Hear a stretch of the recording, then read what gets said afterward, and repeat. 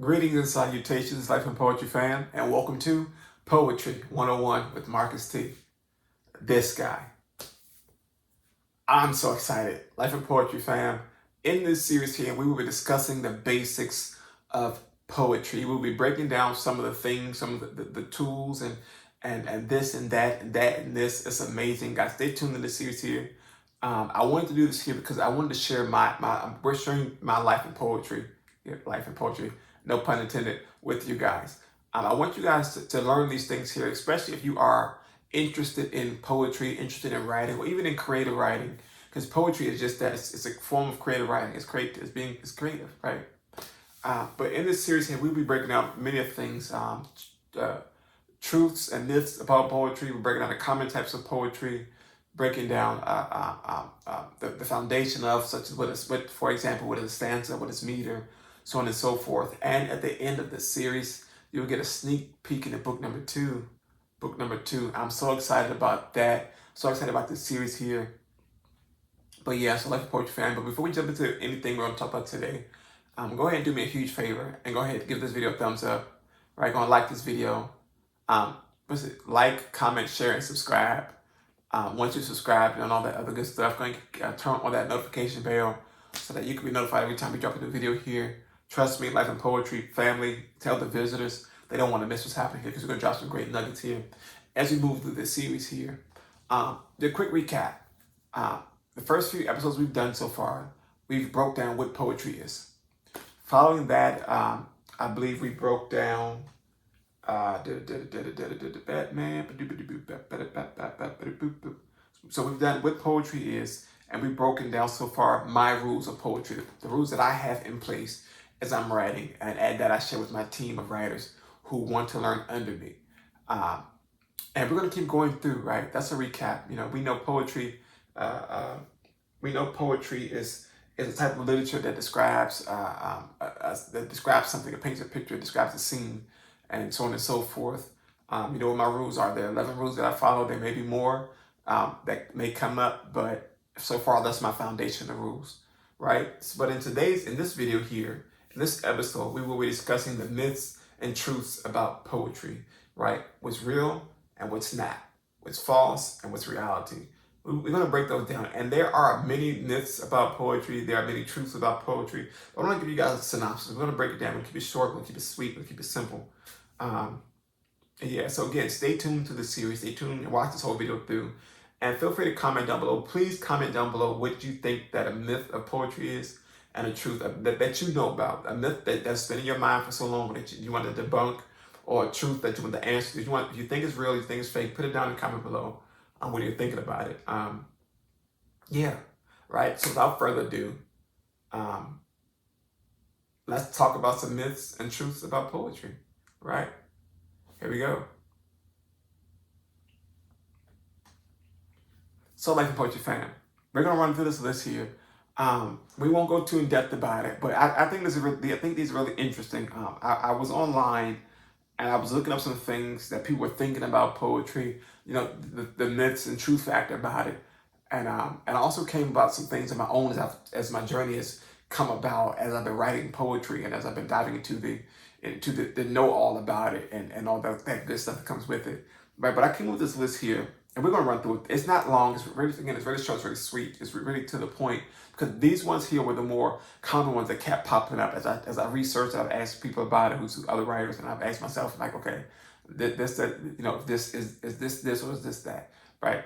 But this first one here, this is a common one that kept popping up, right? It kept popped up with me. It kept popped up with my team of writers that I worked with, and also in the research that I did, right? So, first one was, right, okay, also, we're going to break down the myths, and then we're going to do the truths, all right? So the first myth about poetry is that all poetry must rhyme, right? All poetry must rhyme. That is a complete myth. That's false. You have poetry like free form or free verse poems that don't rhyme at all, right? It still follows the structure, still follows the rule of poetry, but it doesn't rhyme. All poetry does not have to rhyme, right? It doesn't have to be cat, hat, bat, rat. You know, it could be me, you, them, they, us. As long as it falls in that line of category, paints that picture, it can be Poetry, free verse poems are pretty much what I do. If you follow the channel, you know most of my spoken word pieces, so most of my spoken word pieces, most of my poetry pieces, whatever you want to label it as, they're free verse. I have a few poems that follow that rhyme scheme pattern, but majority of the time, you're not gonna get that with me, right? But myth number 2: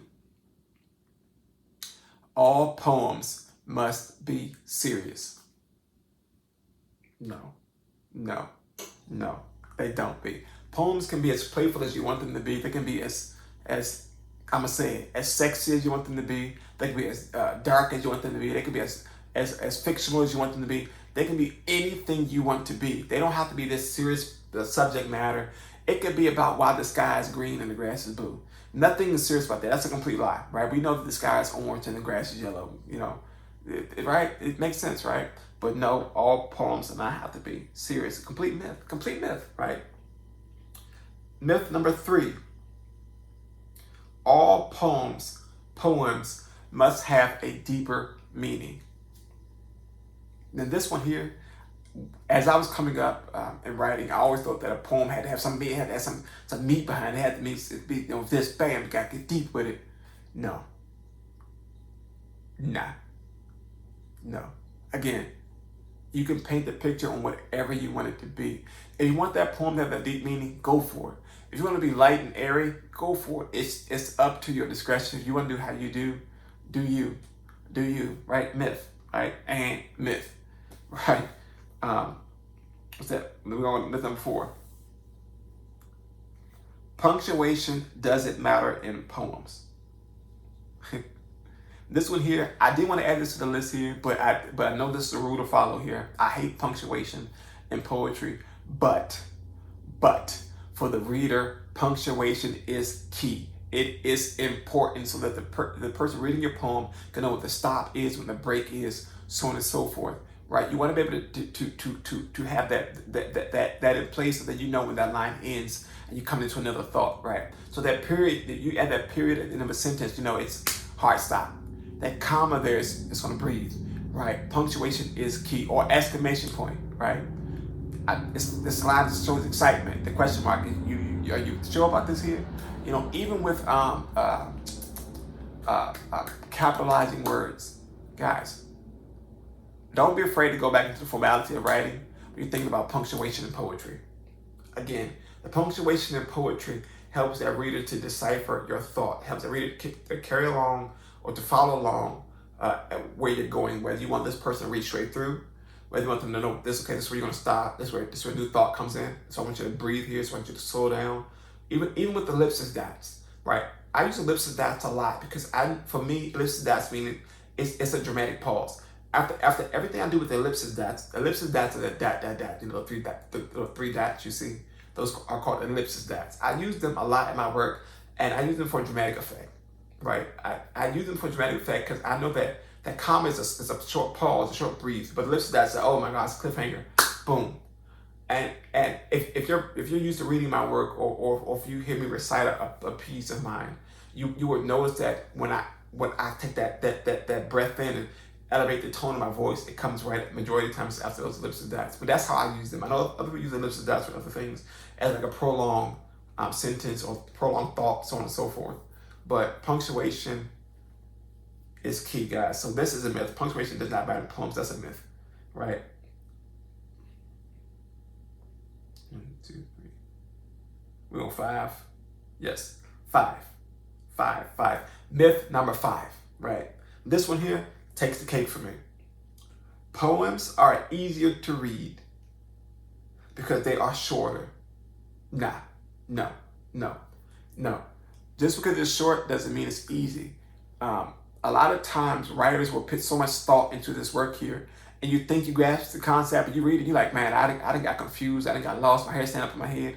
You know, it's not easy. It's a bit more complex because you have to be able to catch the way the writer's moving you through that piece of work. You have to be able to catch the picture that's there. You have to be able to see it all in a matter of seconds, in a matter of glimpses. Whereas a book, it's layered out, right? You take the journey step by step. A poem doesn't have that many steps. You get in, you feel it, you taste it, you get out. You know. So yes, that's a myth. It's a myth. I wish someone would tell me yes. It's a myth. It's a myth. If you disagree, comment down below. If you think that poetry is easy to read because it's shorter, comment down below and tell me why you think it's easy to read, other than it being shorter. How do you feel about it? So on and so forth. Comment down below. Right. The last myth was this myth number 7. 1, 2, 3. 1, 2, 3, 4, 5, 6. Oh, this is 6. Wait. 1, 2, 3, 4, 5, 6. Oh, well, I got the numbers wrong. Myth number 6, last myth that we have on the list. Poems are written to express the poet's feelings. Now, okay, this one for me is a double-edged sword. I believe in one of the early videos in this series here, I mentioned that a lot of writers put a piece of themselves in their work. That is true. However, my feelings on a subject matter will never come into play about something that I'm writing. Will never do so. I don't want to put my isms on you. I want you to be able to feel what you want to feel, right? So don't think that I'm writing this because it's about me. No.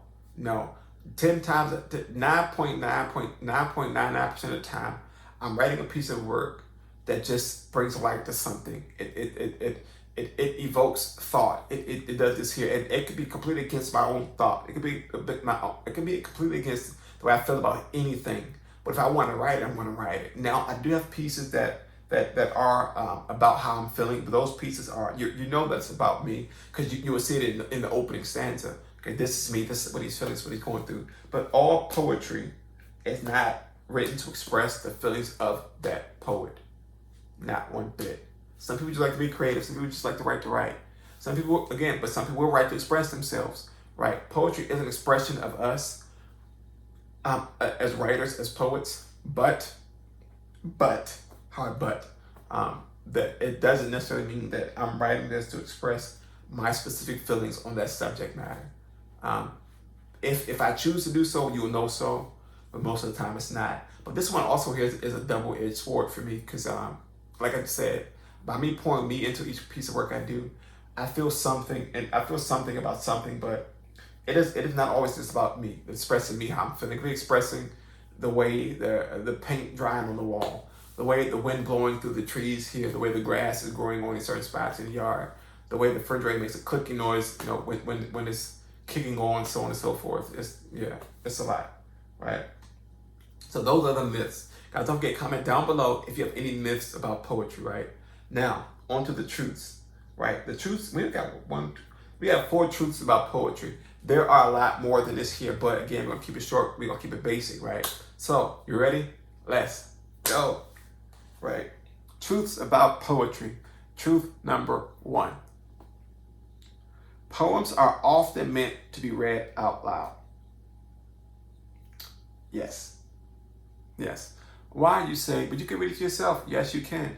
But when you read it out loud, you're able to convey it. You can feel it. You get the sense of hearing it, right? A lot of times when we read stuff to ourselves, we brush past it because we're reading it just as we're reading, right? We don't take the time to actually follow true punctuation, try to find the sense of sound of how it's going to make you feel, so on and so forth.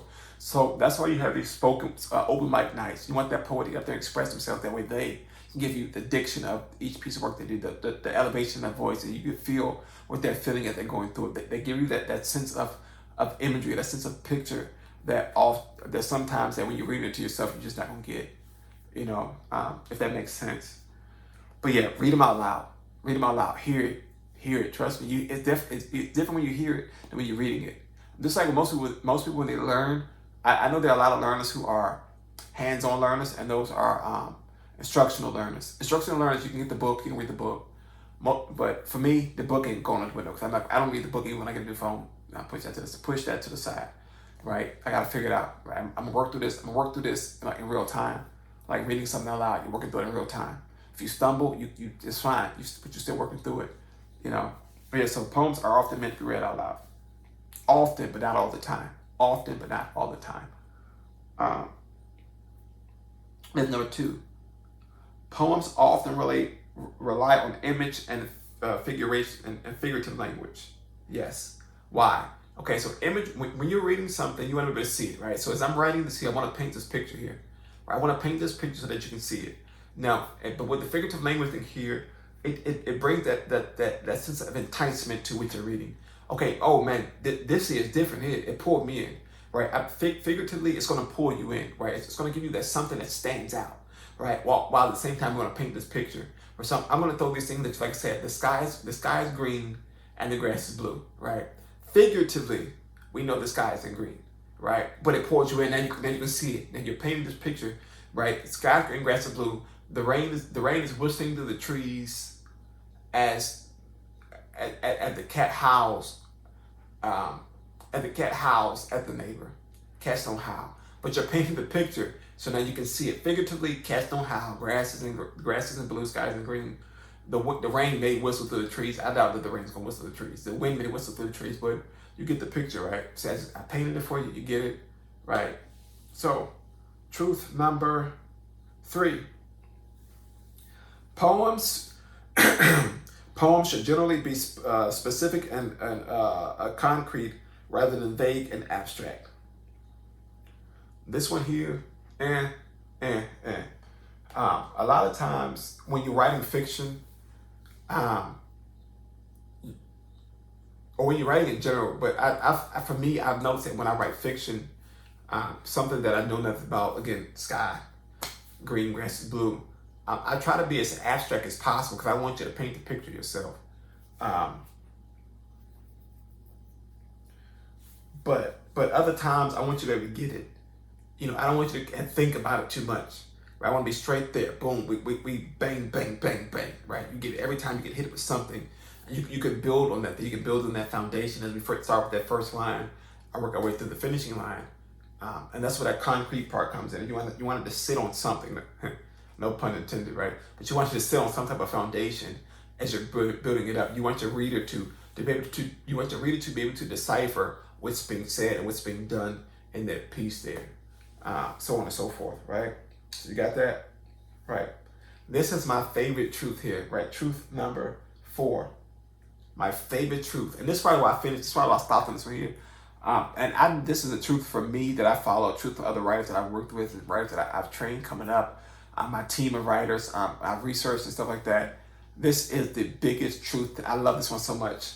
Rules can be broken. They absolutely can be broken in poetry. You don't have to follow the formal writing standard such as you would do as a spider on the wall. Wow. You don't have to follow the true formal writing structure with poetry. It's creative writing. Do with it as you see fit. Do with it as your pen will allow. Follow your heart as you're writing and pour that into that paper. When we start to follow those rules, things get so and icky. Make it fun. Make it dance. Make those words. Excuse me. Make those words dance across the page. Got my orange juice, guys. Make those words dance across the page. Make it as fun as possible. Don't always think that you got to follow the. Oh my God. Okay, I'm writing this poem. I gotta have this rhyme scheme, or I gotta make it look like this. I gotta make it look like that. I gotta do this, that. No, make it you.